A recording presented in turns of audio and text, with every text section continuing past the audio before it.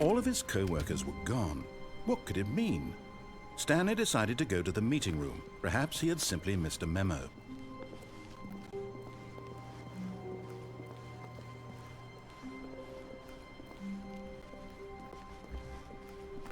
When Stanley came to a set of 2 open doors, he entered the door on his left.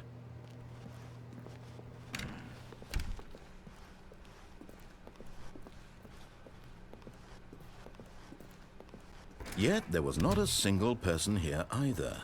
Feeling a wave of disbelief, Stanley decided to go up to his boss's office, hoping he might find an answer there.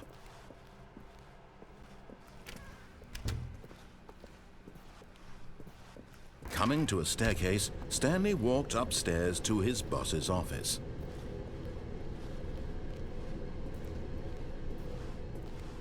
But Stanley just couldn't do it.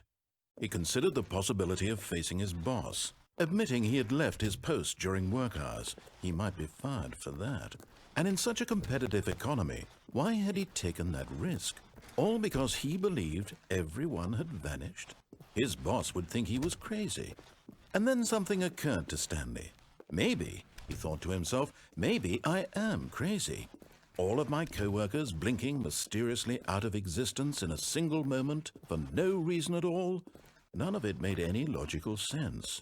And as Stanley pondered this, he began to make other strange observations. For example, why couldn't he see his feet when he looked down? Why did doors close automatically behind him wherever he went? And for that matter, these rooms were starting to look pretty familiar. Were they simply repeating? No, Stanley said to himself, this is all too strange. This can't be real. And at last, he came to the conclusion that had been on the tip of his tongue. He just hadn't found the words for it. "I'm dreaming!"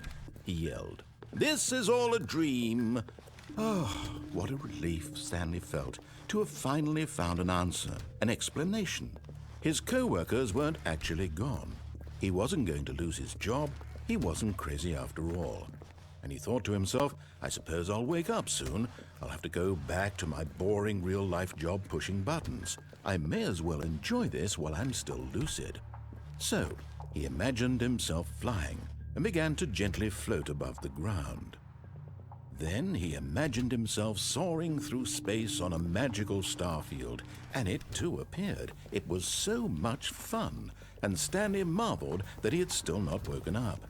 How was he remaining so lucid? And then perhaps the strangest question of them all entered Stanley's head. One he was amazed he hadn't asked himself sooner. Why is there a voice in my head dictating everything that I'm doing and thinking? Now the voice was describing itself being considered by Stanley, who found it particularly strange.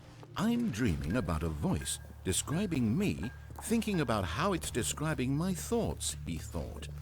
And while he thought it all very odd and wondered if this voice spoke to all people in their dreams, the truth was that, of course, this was not a dream. How could it be? Was Stanley simply deceiving himself, believing that if he's asleep he doesn't have to take responsibility for himself? Stanley is as awake right now as he's ever been in his life. Now, hearing the voice speak these words was quite a shock to Stanley. After all, he knew for certain, beyond a doubt, that this was in fact a dream. Did the voice not see him float and make the magical stars just a moment ago? How else would the voice explain all that? This voice was a part of himself too. Surely, if he could just... He would prove it. He would prove that he was in control, that this was a dream. So he closed his eyes gently, and he invited himself to wake up. He felt the cool weight of the blanket on his skin, the press of the mattress on his back, the fresh air of a world outside this one. Let me wake up, he thought to himself. I'm through with this dream. I wish it to be over. Let me go back to my job. Let me continue pushing the buttons. Please, it's all I want. I want my apartment and my wife and my job. All I want is my life exactly the way it's always been. My life is normal. I am normal. Everything will be fine. I am okay.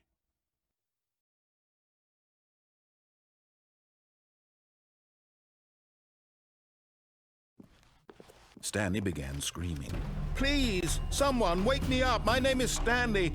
I have a boss. I have an office. I am real. Please, just someone tell me I am real. I must be real. I must be. Can anyone hear my voice? Who am I? Who am I?" And everything went black.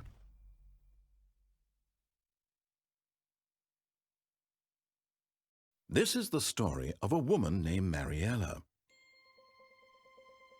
Mariella woke up on a day like any other. She arose, got dressed, gathered her belongings, and walked to her place of work.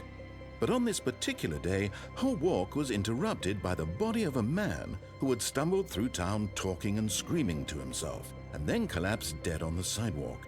And although she would soon turn to go call for an ambulance, for just a few brief moments she considered the strange man.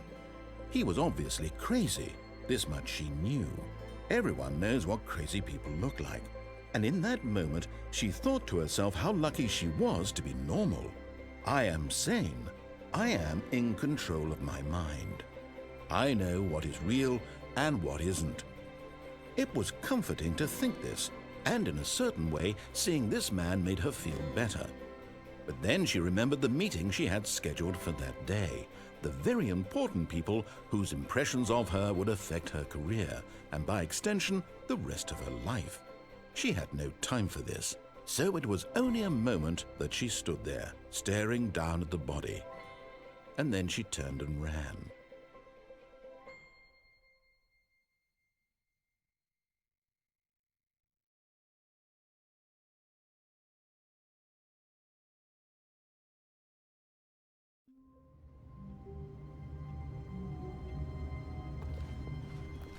All of his co-workers were gone. What could it mean? Stanley decided to go to the meeting room. Perhaps he had simply missed a memo.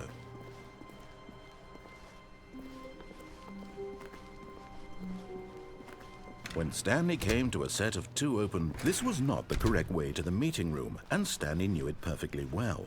Perhaps he wanted to stop by the employee lounge first, just to admire it. Wow, yes, this room. What a beautiful, but eager to get back to business, Stanley took the first open door on his left.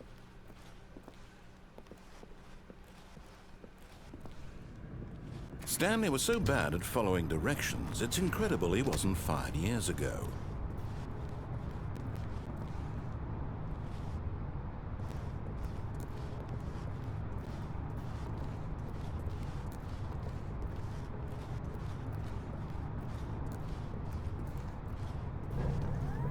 Look, Stanley, I think perhaps we've gotten off on the wrong foot here.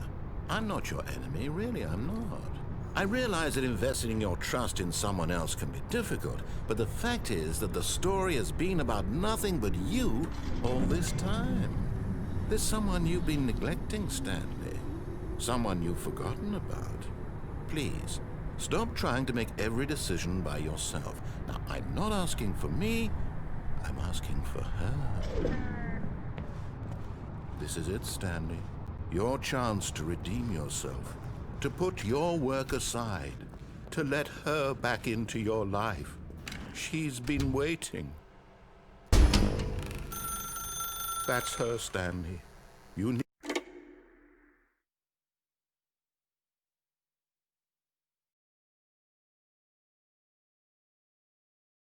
Oh, Stanley, is that you?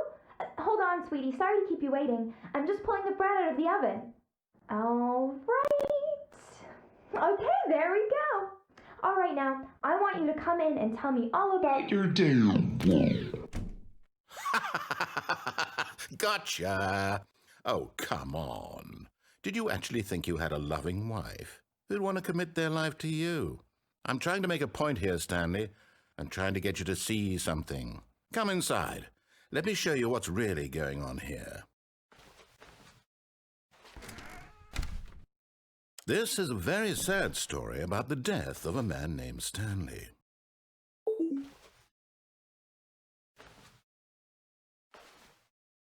Stanley is quite a boring fellow. He has a job that demands nothing of him, and every button that he pushes is a reminder of the inconsequential nature of his existence. Look at him there, pushing buttons, doing exactly what he's told to do. Now he's pushing a button. Now he's eating lunch. Now he's going home. Now he's coming back to work. One might even feel sorry for him, except that he's chosen this life. But in his mind, he can go on fantastic adventures. From behind his desk, Stanley dreamed of wild expeditions into the unknown, fantastic discoveries of new lands. It was wonderful, and each day that he returned to work was a reminder that none of it would ever happen to him. And so he began to fantasize about his own job. First, he imagined that one day while at work, he stepped up from his desk to realize that all of his co-workers, his boss, everyone in the building had suddenly vanished off the face of the earth. The thought excited him terribly. So he went further. He imagined that he came to 2 open doors and that he could go through either. At last, choice. It barely even mattered what lay behind each door. The mere thought that his decisions would mean something was almost too wonderful to behold. As he wandered through this fantasy world, he began to fill it with many possible paths and destinations. Down one path lay an enormous round room with monitors and mind controls. And down another was a yellow line that weaved in many directions. And down another was a game with a baby. And he called it the Stanley Parable.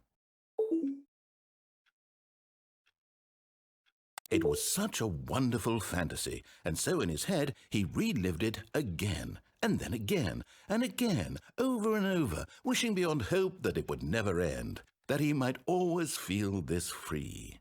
Surely there's an answer down some new path, mustn't there be? Perhaps if he played just one more time.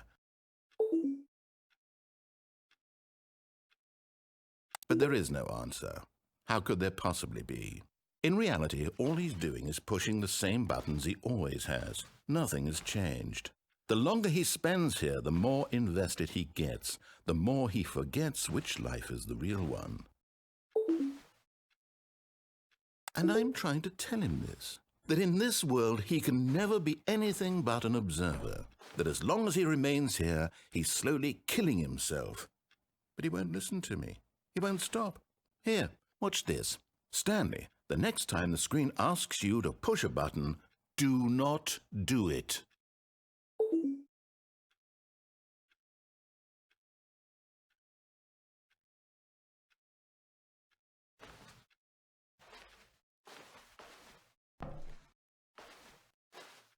You see?